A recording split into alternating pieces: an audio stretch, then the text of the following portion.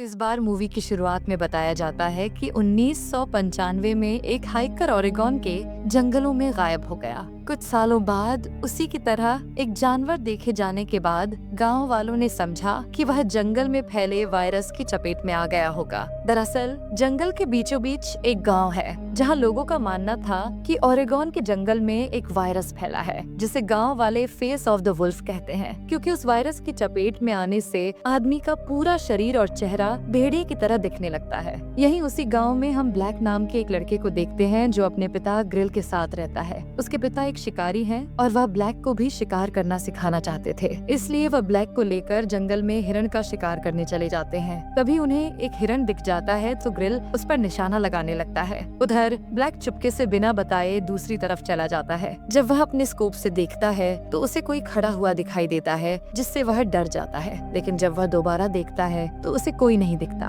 तभी उसके पीछे उसके पिता उसे ढूंढते हुए वहाँ आ जाते हैं और डराते हुए कहते हैं, क्या तुम मरना चाहते हो? तभी उन्हें कुछ एहसास होता है तो वह ब्लैक को लेकर शेल्टर में छुप जाते हैं। तभी वह जानवर वहाँ आ जाता है और उनके पास आता है, लेकिन उन्हें देख नहीं पाता। ग्रिल चुपके से उस पर निशाना लगाता है, जहाँ वह देखता है कि किसी ने उस हिरण को बहुत बुरी तरह मार डाला है। तभी उन्हें वह जानवर दिखता है तो वह उस पर गोली चला देता है, लेकिन वह जानवर बचकर भाग जाता है। अब मौका पाकर वे लोग भी घर चले जाते हैं। शाम को ब्लैक जब ग्रिल के पास जाता है तो देखता है कि ग्रिल अपने दोस्त डैन से उस जानवर को मारने के लिए मदद मांग रहा है, लेकिन डैन पूछता है कि वह भेड़िए की तरह दिखता है। तो ग्रिल बोलता है कि उसने नहीं देखा कि वह कैसा दिखता है, इसलिए डैन उसके साथ चलने से मना कर देता है। अब ग्रिल कहता है, ठीक है, मैं खुद ही उससे मार दूंगा। तभी वह देखता है कि पीछे ब्लैक खड़ा है तो वह शांत हो जाता है। अब यही सीन कट जाता है और हम सीधे 30 साल बाद का सीन देखते हैं, जहां ब्लैक की अब शादी हो चुकी है और उसकी एक प्यारी सी बेटी है जिसका नाम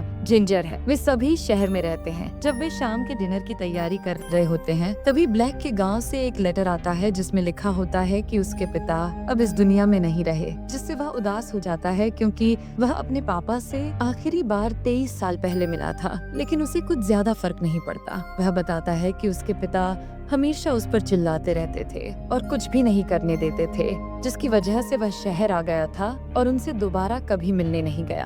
अगले दिन वह सीधा अपनी पत्नी के ऑफिस के बाहर जाता है और उसे अपने गांव चलने के लिए मनाता है, क्योंकि उनकी छुट्टियां शुरू होने वाली थी, जिससे वे गांव जाने का डिसाइड करते हैं और उसी ओरेगोन के जंगल में पहुंच जाते हैं। जाते वक्त वह बहुत खुश थे और एक दूसरे के साथ अच्छा टाइम बिता रहे थे। अब जब वे अपने घर पहुंचने वाले थे तो ब्लैक देखता है कि सामने की सड़क बंद है। वह मैप में देखता है, लेकिन फिर भी उसे कुछ याद नहीं आ रहा था कि घर जाने का कौन सा रास्ता है। तभी जिंजर देखती है कि शेल्टर पर कोई आदमी खड़ा है और वह सीधा उनकी ही तरफ आ रहा है। ब्लैक उसे बताता है कि वह अपने घर आया था और रास्ता भूल गया है और उसका नाम ब्लैक है। तभी वह आदमी उसे पहचान जाता है, क्योंकि वह उसके पिता के दोस्त डैन का ही बेटा था। अब ब्लैक भी उसे पहचान जाता है। डेरिक उसे बताता है कि यहाँ पर ज्यादातर लोग अब नहीं बचे हैं, कुछ मर गए हैं और कुछ डर के मारे शहर चले गए हैं, क्योंकि यहाँ पर रहना किसी खतरे से कम नहीं है और शाम के समय बाहर निकलना मना है, क्योंकि यहाँ शाम के समय लाइट नहीं होती। लेकिन ब्लैक उसे बताता है कि वह घर जाने का रास्ता भूल गया है। तो डेरिक कहता है, मेरे साथ चलो,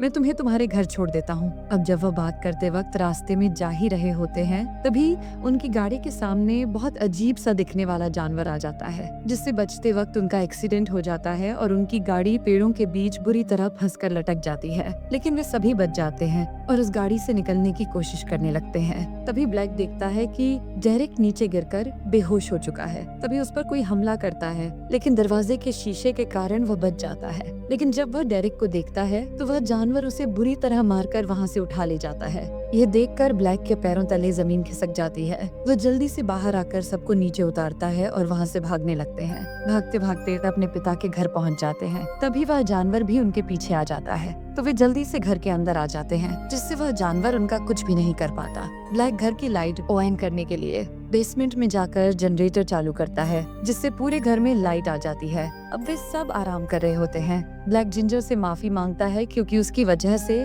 वे सब खतरे में आ गए थे। अब उसके सोने के बाद शार्लॉट उससे उस जानवर के बारे में पूछती है, तो ब्लैक उसे बताता है कि उसने उसे देखा था।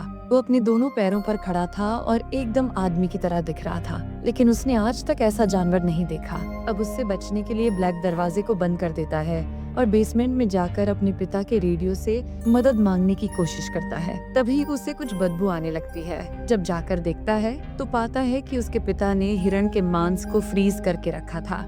जब वह उस मांस को खाता है तो उसके दांत टूट जाते हैं, जैसे कि वो मोम के बने हों। तभी शार्लोट देखती है कि उसके हाथ में चोट लगी है तो वह उस पर बैंडेज लगा देती है। ब्लैक कहता है रेडियो से कनेक्ट करने की कोशिश करते रहना और ऊपर जाकर दरवाजे को ठीक से लॉक करने लगता है। लेकिन अब उसकी हालत खराब होने लगती है क्योंकि अब वह भी उसी वायरस की चपेट में आ गया था और जानवर जैसे बर्ताव करने लगता है, डरावनी आवाजें निकालने लगता है। अब उसे कमरे में छोटी सी भी हरकत महसूस हो रही थी, जैसे मकड़ी का चलना। अब उसकी हालत बहुत बुरी होती जा रही थी। वह शार्लोट को उठाता है क्योंकि उसे महसूस हो रहा था कि वह जानवर उन्हीं के घर के आसपास है। तभी वह जानवर ब्लैक के पैरों को पकड़कर खींचने लगता है तो शार्लोट कुल्हाड़ी से उस जानवर के हाथों पर मारती है, जिससे वह उसे छोड़ देता है। ब्लैक बेहोश हो जाता है, लेकिन जब उसकी आंख खुलती है तो वह नीचे जाता है जहां शार्लोट रेडियो पर किसी से मदद मांगने की कोशिश कर रही थी। लेकिन ब्लैक को कुछ सही से सुनाई नहीं दे रहा था और वह बोल भी नहीं पा रहा था। और जब वह आराम कर रहा था तो शार्लोट उसको पेपर में लिखकर बताने को कहती है जो कुछ भी उसके साथ हो रहा है, लेकिन वह लिख भी नहीं पाता है। शार्लोट उसका हौसला बढ़ाने के लिए उससे बात करने लगती है। अब उसका चेहरा भी बिगड़ता जा रहा था। तब जिंजर आकर पूछती है क्या डैड बीमार हो गए हैं? तभी शार्लोट उसके हाथ पर लगे घाव को देखती है जो अब पूरी तरह से फैल गया था। तभी ब्लैक अपने ही हाथ के मांस को जानवरों की तरह खाने लगता है। यह देखकर शार्लोट पूरी तरह डर जाती है। वह बेसमेंट में जाकर बैटरी और चाकू लेकर आती है और वहाँ खड़ी गाड़ी से भागने की कोशिश करने लगती है। काफी कोशिश के बाद वह गाड़ी स्टार्ट कर देती है। जब वे जाने ही लगते हैं तभी वह जानवर उन पर हमला कर देता है तो वे सब भागकर ग्रीन हाउस के ऊपर चढ़ जाते हैं, लेकिन वह उन पर हमला करना शुरू कर देता है, जिससे जिंजर डर जाती है और शार्लोट के पास जाने लगती है, जिससे वह गिरते गिरते बचती है। अब ब्लैक उन्हें घर की तरफ जाने का इशारा करके उस जानवर का ध्यान भटकाने के लिए दूसरी तरफ भागने लगता है। वे दोनों मौका पाकर घर में चली जाती हैं। कुछ देर बाद ब्लैक बाहर से आता है। शार्लोट दरवाजा खोलती है जिससे वह अंदर आ जाता है। अब वह पूरी तरह जानवर में बदलता जा रहा था। उसके सारे बाल झड़ने लगते हैं और सब अजीब तरीके से दिखने लगता है। तभी वह खून की उल्टी करता है, जिससे उसके मुंह से मांस का टुकड़ा भी बाहर आता है, जिसे देखकर जिंजर की जान ही निकल जाती है।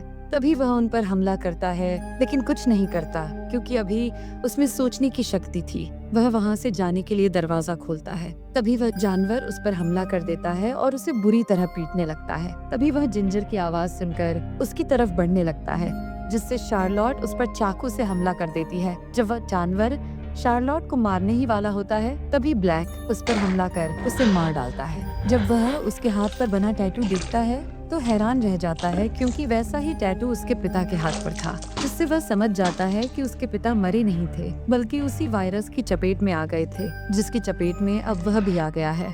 वह वहाँ से बाहर चला जाता है। तभी वह पूरी तरह वुल्फ में बदल जाता है। उसके नाखून की जगह पंजे आ जाते हैं। उधर शार्लोट ब्लैक के पापा को देखती है और जिंजर को उनके बारे में बताने लगती है। तभी वह बाहर देखती है कि ब्लैक खड़ा है। जब वह दरवाजा खोलने जाती है तो देखती है कि वह अजीब बर्ताव कर रहा है, तो वह दरवाजा नहीं खोलती।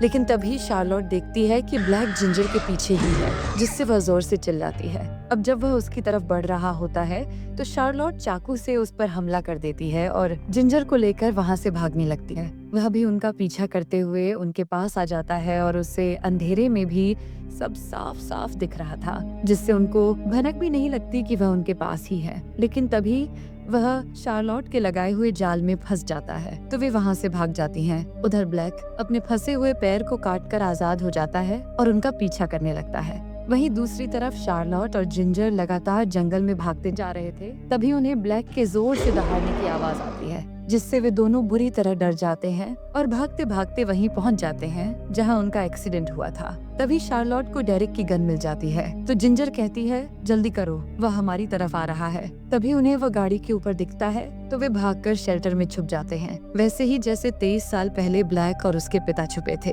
अब सुबह हो चुकी थी, जिससे उन्हें सब साफ दिख रहा था। तभी ब्लैक वहाँ आ जाता है और उनको आखिरी बार जी भर कर देखता है, जैसे वह कहना चाह रहा हो मुझे मार दो, क्योंकि अगर वह एक बार पूरी तरह वुल्फ में बदल गया तो वह उन्हें मार देगा। वह उन पर हमला करता उससे पहले शार्लोट शार्लोट उसे गोली मार देती है। हालांकि वह यह नहीं करना चाहती थी, लेकिन मजबूरी में उसे मारना पड़ा ताकि वह अपनी और जिंजर की जान बचा सके। अब वे उसे आखिरी बार देखते हैं और वहाँ से चले जाते हैं और उस जंगल से निकलकर घर की तरफ चल देते हैं और यहीं पर यह मूवी खत्म हो जाती है।